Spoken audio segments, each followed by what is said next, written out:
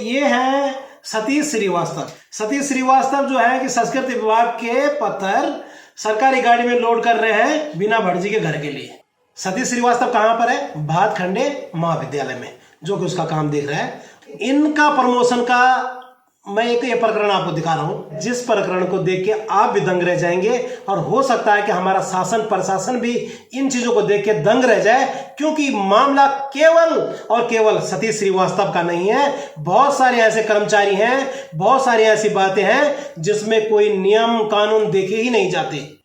केवल जो बीना भटजी कहते वही सही हो सकता है। इसमें जो है कि 30/12/2016 को एक आदेश पारित होता है बीना भटजी की तरफ से। 31/12/2016 को 12:30 बजे डीपीसी की एक बैठक आयोजित की जाती है। ये देखिए 31/12/2016 को यह बैठक होती है 12:30 बजे। इसमें प्रस्ताव बनता है, क्योंकि यहां पर 2 हाई स्कूल वाले हैं और बाकी जो है कि इंटरमीडिएट वाले हैं, क्योंकि जो यहां पर 12वीं पास थे उनको रोक दिया गया कि तुम्हारा प्रमोशन तो बाद में हो जाएगा, लेकिन पहले हाई स्कूल वाले का ये बाद में छोड़ ना जाए। बिना भटजी द्वारा किस प्रकार की अनियमितताएं की जा रही है, नियमों की अनदेखी की जा रही है, यानी किसी को कुछ समझना ही नहीं है। और जो भी प्रमोशन होता है वो नियम सरकारी जियो है कि 5 साल के बाद आपका प्रमोशन होगा।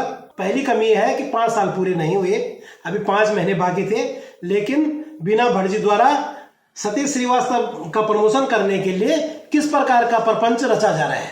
31 तारीख को ये देखिए, यहाँ पर जो है कि 31 तारीख को ही जो है कि बैठक हो रही है। 31 तारीख को ही जो है कि प्रस्ताव पास भी हो गया है और 31 तारीख को ही जो है कि सतीश श्रीवास्तव के प्रमोशन के आदेश भी कर दिए। इससे पहले मैं आपको बताता हूं कि उत्तराखंड में संस्कृति के संरक्षण और संवर्धन के लिए एक परिषद का गठन हुआ था, साहित्य कला परिषद का। उसके जो पदेन अध्यक्ष होते हैं वो माननीय मुख्यमंत्री होते हैं और उपाध्यक्ष जो होते हैं वो शासन द्वारा नामित जो भी सामाजिक कार्यकर्ता या कोई भी इस तरीके से सरकार किसी का उपाध्यक्ष के उसमें उसको रख सकती है, राज्य मंत्री का दर्जा प्राप्त जिसको होता है। जैसे कि आजकल मधु भटजी इस टाइम जो है कि साहित्य कला परिषद और इसके उपाध्यक्ष है, इसी प्रकार इसका गठन होता है। और इसमें जो सदस्य होते हैं मुख्य सचिव उत्तराखंड शासन, संस्कृति मंत्रालय भारत सरकार का एक प्रतिनिधि होगा इसमें, प्रमुख सचिव सचिव वित्त उत्तराखंड शासन, प्रमुख सचिव ओब्लिक सचिव शिक्षा विभाग, सचिव सूचना विभाग, सचिव पर्यटन, सचिव भाषा इसके सदस्य हैं। और इसके बाद जो नंबर आता है वो निदेशक संस्कृति निर्देशालय, जो कि आजकल बिना भटजी हैं। और आप समझे कि बाकी जो भी है वो IAS और इस बड़े उसके हैं।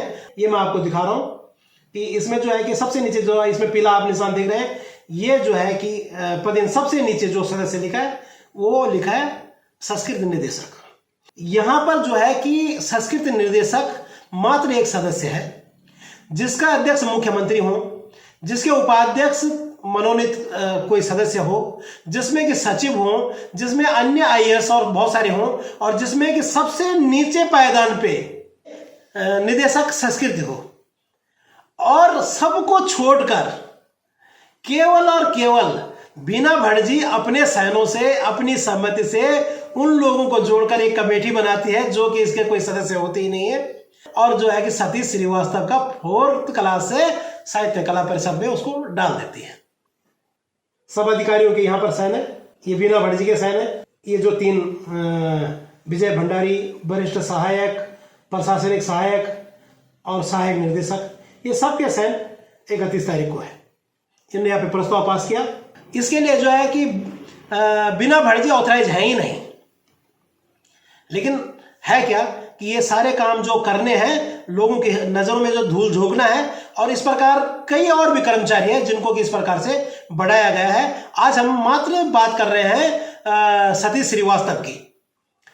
कितनी जल्दी जल्दी काम हो रहा है। 31 तारीख को जो है कि डीपीसी की बैठक भी हो रही है, 31 तारीख को जो है कि आदेश भी बन रहा है, 31 तारीख को ही इनका इंटरव्यू भी हुआ होगा क्योंकि इन्हें टाइपिंग वगैरह वगैरह टेस्ट पास करे होंगे, और 31 तारीख को ही इनकी ज्वाइनिंग भी हो गई है। इतना तेज काम आज तक हिंदुस्तान के अंदर आपने एक दिन के अंदर ये सारा कुछ देखा है कहीं?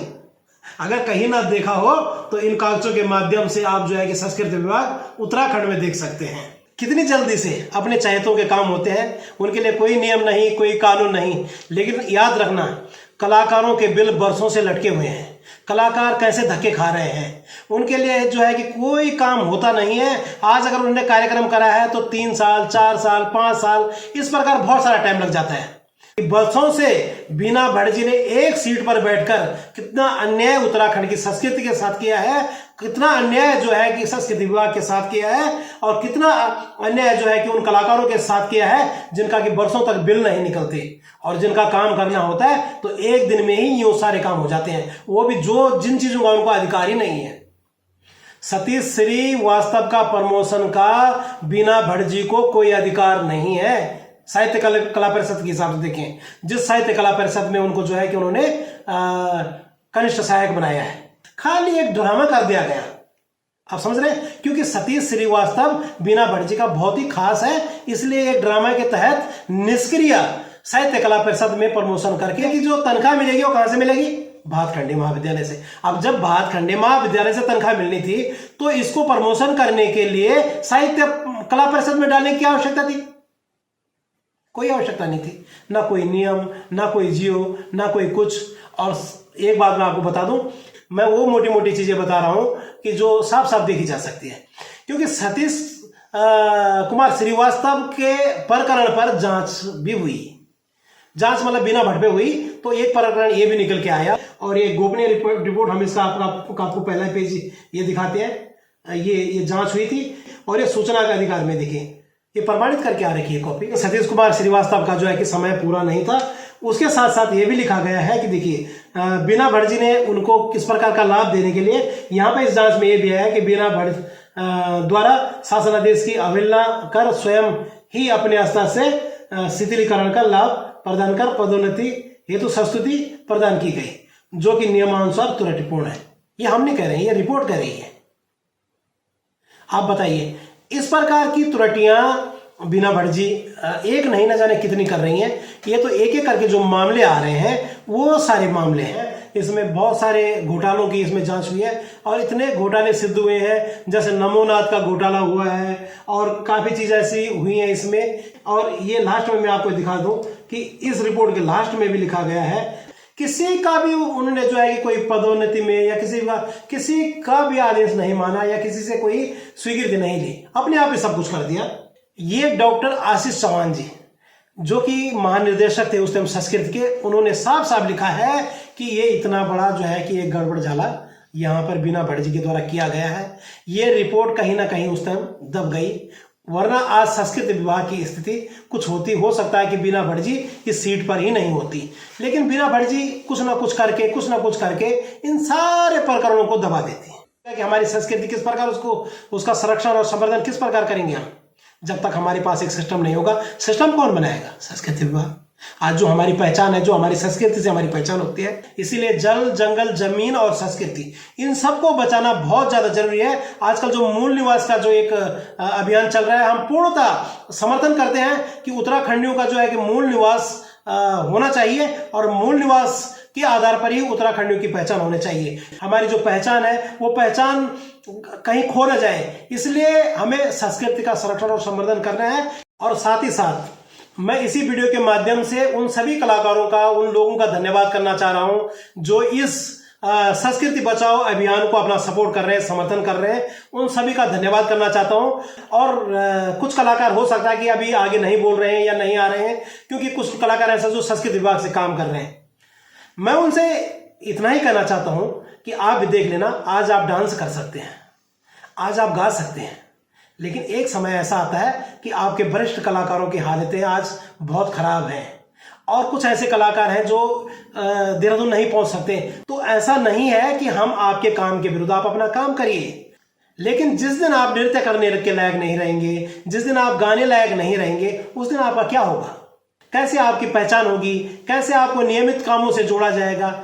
हम एक प्लेटफॉर्म की बात कर रहे हैं कि जिला स्तरीय, ब्लॉक स्तरीय या ग्राम सभाओं में जो है कि कार्यशालाओं की जो बात कर रहे हैं, वो उत्तराखंड के समस्त कलाकारों के हित की बात है। इस बात को समझिए, आपकी अपनी पहचान की बात समझिए। तो आज हम पहचान की बात कर रहे हैं। आपका भी अगर रजिस्ट्रेशन होगा, आपकी भी अगर पहचान होगी, आपका भी अगर आई कार्ड बनेगा, तो कहीं जाके दिखा सकते हो कि हम उत्तराखंड के कलाकार हैं। आप कलाकार हैं इसलिए आपको बुलाया जा रहा है। लेकिन इस सिस्टम को समझिए, जो हमारी आने वाली पीढ़ी है, जो हमारे दुर्गम क्षेत्रों में जो कलाकार है, जो हमारी परंपरागत संस्कृति है, उसकी पहचान आखिर कैसे हो गई। और एक चीज याद रखिए, जब परिवारों पे, आप पे कोई बड़ी बीमारी या कोई बड़ा संकट आता है, तो उस टाइम आपकी परिस्थिति कैसी होती है।